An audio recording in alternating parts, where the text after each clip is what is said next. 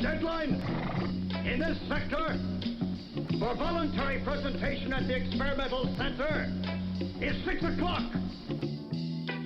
You're supposed to be an artist. Use your imagination. Oh, thanks a lot. I'm all out. What's happening, everybody? Shelton J. Think About It Radio. Mondays in the mix, baby. Episode 2, and we is not through. Can you dig it? I got on the line tonight again with me, Miss Reathia Davis, the owner of Divine Vision Credit Services, affiliated with FES. And every Monday, we're going to be bringing you shows that's going to give you financial, economic empowerment, financial advice, and also she going to help you get that credit right to get in that 700 club and beyond. Miss Davis, how are you tonight? I'm doing good. How are you? I cannot complain. I cannot complain. It is all gravy. All I need is a biscuit to sop it up, because it is all gravy. Can you dig it? We can dig it. Yes, indeed. Did you have a good weekend? Oh, of course. Out there trying to educate everyone on how to be financially educated this year. Yes, ma'am. I can tell that's a passion of yours and that's a desire of yours, and you're going to be very successful in that because that's something that you really want to do. Yes, it is. I commend you on that. Everybody deserves. Credit is power. Knowledge is the king. Yes, ma'am. And it unlocks the door. It unlocks a lot of doors, but you just have to know which key to use to get into that particular door. That is correct. And that's what Money Mondays is all about. Now, Miss Davis. Yes, it is. What do you want to hit them upside the head with today that they can just marinate on? Okay, today I really want to talk to them about positive credit building. How to build their credit, how it breaks down their credit, the credit score system. I mean, we talk about how to get it restored and things that, what's on it to, get it off and how to keep it off. But, we also need some positive things, trademarks on your credit report to, keep that positive credit building and, teach you how to, once you educate you once you get it where you want it to be, to also keep it that way. I like that. Okay. Everybody listening, class is about to be officially in session. Grab your pen, grab your pencils, grab your paper, because he's going to drop some nuggets on you and some knowledge that you can use, and it's going to be practical solutions that you can take away from the conversation. As soon as we're done, you can go execute some of these strategies that we're sharing with you. So now go get that paper and pen and let's get it done. Can you dig it? They can dig it. Miss Davis. So, the floor is yours. Yes, sir. Okay. So one of the things that is don't apply for too much credit at once, because once you apply for credit, your credit score, there is a score for inquiries on your credit report, and so that will also help. That will hinder you by bringing your credit score down. And apply for different types of credit cards, different various of credit types.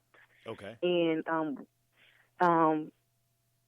And before you really do go out trying to find out your credit card, do your research on the type of card that's going to be right for you, because sometimes people get those credit cards and have those high interest rates, and you think you're going to pay $100 and going to hurry up and pay their monthly payment service. But actually, all in all, if you look at your credit statement, what is actually happening is you're paying more toward interest and very little to the actual bill itself. And a lot of people think that, I'm paying my credit card on time, I'm paying it on time, I should have good history. And that is not how it really works. Mm-hmm. Now, you said do the research on the type of credit cards. How would one go to do the research, I guess, as far as finding the different types of cards that will fit their particular situation? Okay, so one of the things you would do is consider what you're going to actually use the card for. Okay. If it's going to be a large purchase, or if it's going to be, just day to day, week to week, get you by. If you're going to use it for gas. So you just kind of figure out exactly what it is you're going to use the card for. And then you go online and then you research some of the different type of credit card companies that they have. You got the Capital One. Some of the banks have actual credit cards for their clients. Just look and see if Discover will work for you, if American Express or Visa and Master are really the same. But what you would do is check and make sure that the interest, the APR rates that are in there is going to be feasible. And again, like I said, if you're making a big purchase, if you're making a small purchase, just kind of do your homework on the credit card. Okay.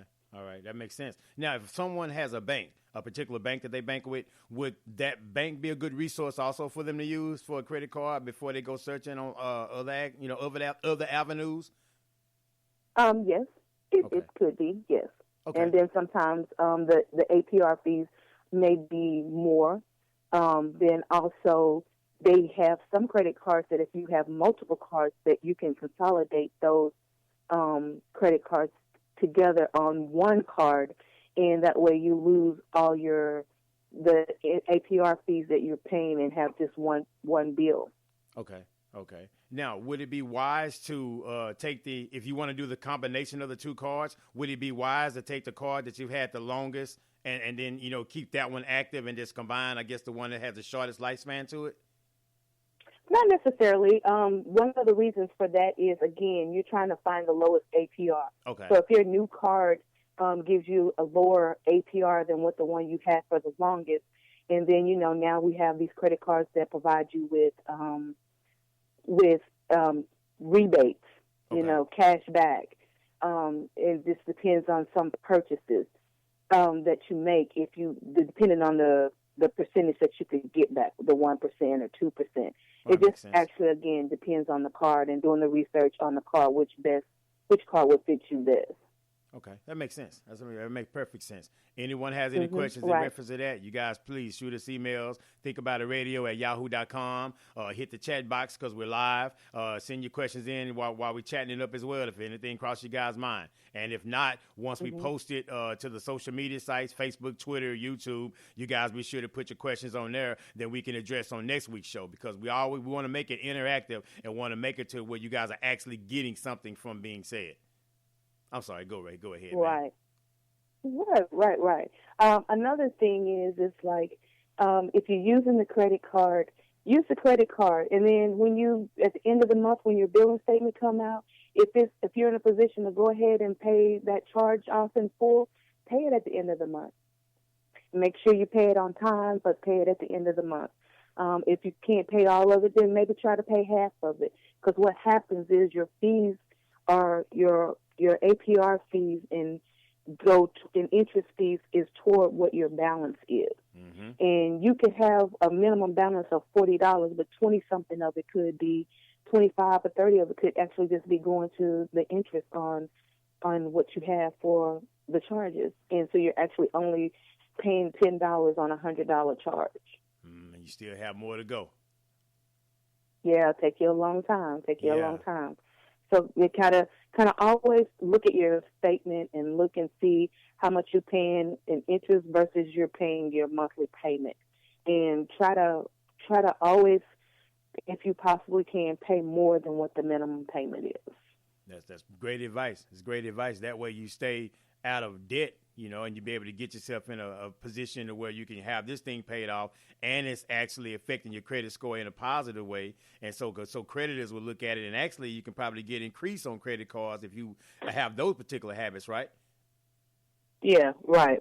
And, one other thing is that that helps your credit score is keep the total charges, kind of well within the credit limit, up under where your credit limit is, at least under half of your the limit. So if you got $1,000 credit limit and you're like, oh, I'm at $800, but I'm paying my bill on time, that's still a negative. It's still not a good positive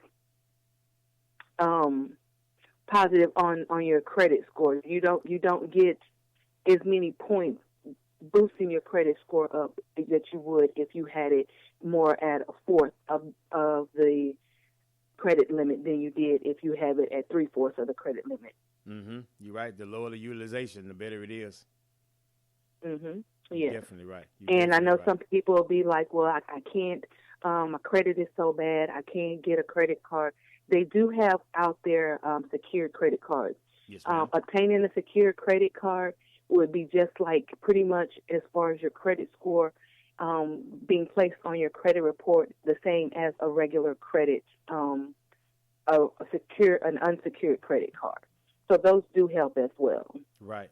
Because they report those to the three major credit bureaus as well. Yes, they do. They do, and they report them as just like a regular credit card. Mm-hmm. So there's nowhere on your credit report it would show a secured card by the bank. It would have the same type of reporting and the same power as it's a regular credit card as far as reporting to your credit bureau. Yes, that is correct. Excellent. That's good. That's good stuff right there. Because it transcends everybody, and everybody can do that. If you can't do it the traditional way, you have another option, which is cool because that used to not be that option, right? If you couldn't get the regular credit card the regular way, it was just like you were out of it. Right, exactly. And then there's you have people with, basically trying to develop a positive credit history. Yes, like ma'am. somebody says they have credit. Okay, so you got credit, you got credit cards. Pay your bills on time. Make sure you pay, and like I said, the full amount or as much as you can monthly. And use the credit sparingly. Don't just, I got the card. I don't want to keep cash in my pocket. Let me just use the card. Use your cash, because in the end result, your cash is going to come out cheaper than paying it on your credit card. Because your credit card, you probably end up paying it twice as much as you did if you just paid, cash. And then, again, like I said, get the card that's right for you. And try to avoid big ticket items. But if you need to buy something that's huge, and usually some of these places that have these credit cards, when they do them like that, they give them the zero, where they don't have to pay zero interest on them for 2 or 3 years or whatever. Mm-hmm. But the catch to that is that they tell you if you don't get any interest charged to you for the first 5 years, if you pay it off in full.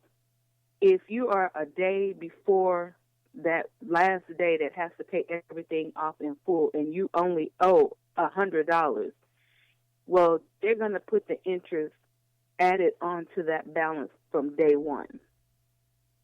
Yep. Because because they say you didn't pay it by the date, so you got to read the fine print. Basically, you need to read the fine print and have an understanding of what you're getting into. Right, and so at that point now, that interest is applied on that credit card, and you're still trying to pay it, and you're paying the minimum balance of the interest, and then interest is going to be added on top of that interest. So now, by the time you get through paying for it, you done paid for it twice. It's a slippery slope. Mm-hmm. It's a slippery slope. And again, and don't apply for too much credit in a short amount of time. So don't go out you get your credit right, and then you go out there on a credit shopping spree. Credit spree. Credit. I got it. Credit shopping credit spree. I got this credit, and don't you forget I got it. this credit now. Now I'm going on a credit spree. I'm gonna go to Walmart. I'm gonna go to Target. I'm gonna go everywhere. But that fine print, right back in the hole again. It is gonna be back in the hole because you're paying more on your interest because your APR is really high. So yes. And I think sometimes that's where people get frustrated at. And I'm sure you've seen this in your profession and with your business, that they'll go pay on time, and then they'll have the utilization high and paying the interest, and it'd be like, okay, is it worth it? What am I really doing? Because they don't really see any progress. Every month you get the statement, and it's just as much, if not more, than it was a month before. So I can see if you're not really